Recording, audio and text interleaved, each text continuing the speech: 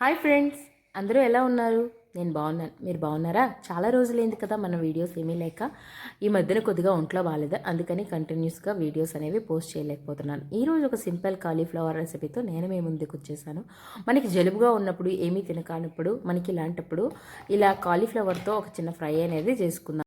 Fry అంటే ఇంకా అలా ఆయిల్లో వేగే ఫ్రై అనేది కాదు. ఇది మనం దీన్ని సెమీ గ్రేవీలా టమాటా వేసుకొని తీసుకుందాం. ముందుగా మనం కాలీఫ్లవర్ని నీట్గా క్లీన్ చేసుకొని కట్ చేసుకొని దాన్ని కొద్దిగా వేడి నీళ్ళలో వేసి బాయిల్ చేసి పక్కన పెట్టుకోవాలి. ఒక కళాయి పెట్టుకొని అందులో కొద్దిగా ఆయిల్ వేసి మనకి పోపులోకి ఆవాలు, జీలకర్ర, మినపప్పు, శనగపప్పు వేసుకొని కొద్దిగా 4 వెల్లుల్లి రెబ్బలను కూడా చితక్కొట్టుకొని ఇలా వేసుకోవాలి. ఒక మీడియం సైజు ఉల్లిపాయ అనేది మనం ఇలా కట్ చేసుకొని దానిలోనికి 2 పచ్చిమిర్చిని కూడా యాడ్ చేసుకోవాలి. ఈ పోపు అనేది మనం కొద్దిగా బాగా వేపుకున్న తర్వాత ఇందులోకి మనం కరివేపాకు కూడా వేసుకోవాలి. చూసారు కదా, పోపు అనేది మనకి ఇలా ఈవెన్గా ఫ్రై అవుతూ ఉండాలి. ఇలా ఫ్రై అయిన తర్వాత మనం ముందుగా ఒక 2 మీడియం సైజు టమాటాలని చిన్న చిన్న ముక్కలుగా కట్ చేసుకొని పక్కన పెట్టుకోవాలి. చూసారు కదా, ఇప్పుడు ఇవి ఇందులోకి యాడ్ చేసుకోవాలి. టమాటాలు అనేవి మనకి సాఫ్ట్ అవ్వడం కోసం ఇందులోనే మనం కూరకు తగినంత ఉప్పు, ఇంకా ఇందులోనే కొద్దిగా పసుపును కూడా యాడ్ చేసుకుందాం. ఇలా వేసుకోవడం వలన టమాటాలు అనేవి మనకి వేగంగా సాఫ్ట్ అయిపోతాయి. ఇలా ఒకసారి బాగా కలుపుకొని దీన్ని మూత పెట్టి కొంతసేపు వదిలేద్దాం.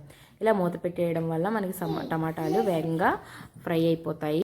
మధ్య మధ్యలో ఇలా మూతను తీసుకుంటూ టమాటాలు అనేవి బాగా ఇలా ఫ్రై చేసుకోవాలి. చూసారు కదా, మనకి టమాటాలు అనేవి 80% బాగా ఫ్రై అయిపోయాయి. ఇంకా కొంతసేపు మూత పెట్టుకొని బాగా కలుపుకోవాలి.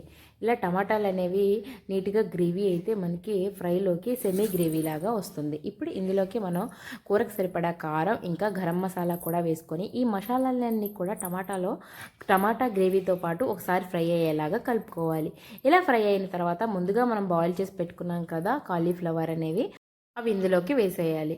ఇలా వేసిన తర్వాత ఈ మసాలాలన్నీ కాలీఫ్లవర్కి బాగా పట్టేలాగా మనం ఒకసారి బాగా ఫ్రై చేసుకోవాలి. ఇప్పుడు దీన్ని మనం సిమ్లో పెట్టి కొంతసేపు అలా వేగనివ్వాలి. మధ్య మధ్యలో ఇలా మూతను తీస్తూ ఉంటే మనకి కూర అనేది నెమ్మదిగా ఫ్రై అవుతూ ఉంటుంది.